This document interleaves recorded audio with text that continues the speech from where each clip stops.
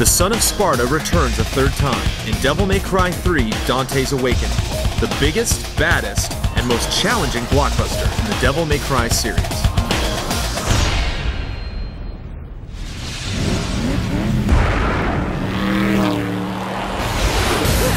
The most surprising element of Devil May Cry 3 is how difficult the enemies and bosses are.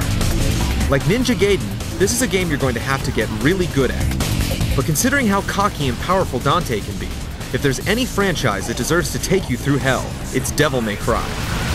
The thing that makes the difficulty level such a shock is that it gives enemies an unfair advantage right from the start. At the beginning of the game, you have very little health, no special powers or weapons, no continues, and unless you've mastered the first two games, little understanding of how to control Dante when he's constantly surrounded by evil demons.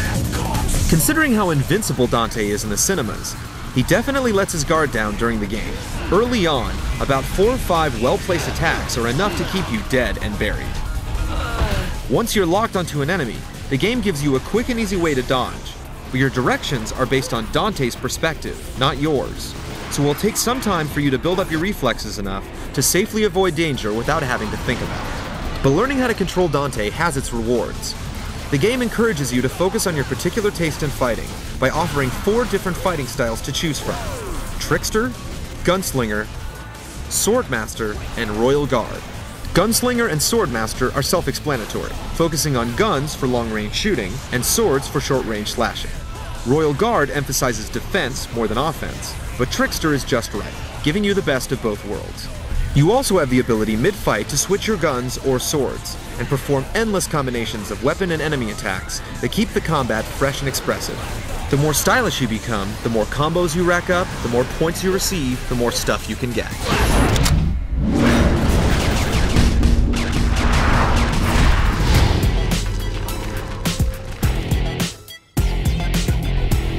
Devil May Cry games have always dealt a dangerous dose of slick style and hardcore action. One interesting thing to note about Dante's Awakening is that there are no difficulty levels to choose from at the beginning of the game.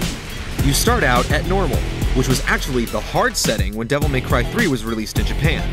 After normal chews you up and spits you out during mission 1, you have the freedom to change to the easy setting, and it's highly recommended.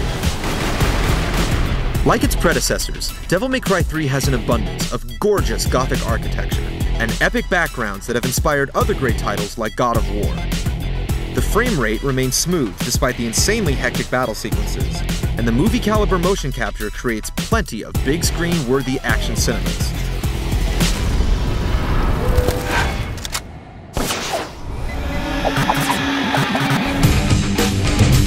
The plot of Devil May Cry 3 is way more engaging than 1 and especially 2. The quests that Dante undertakes aren't just things he decides to do in his spare time. They weave an epic tale that precedes the first 2 games and introduces new characters like Dante's brother Virgil and reveals secrets in Dante's past and the Saga of Sparta.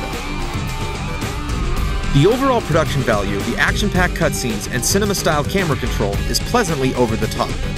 Devil May Cry 3 is full of fun story and gameplay twists that keep the momentum and plot rolling along.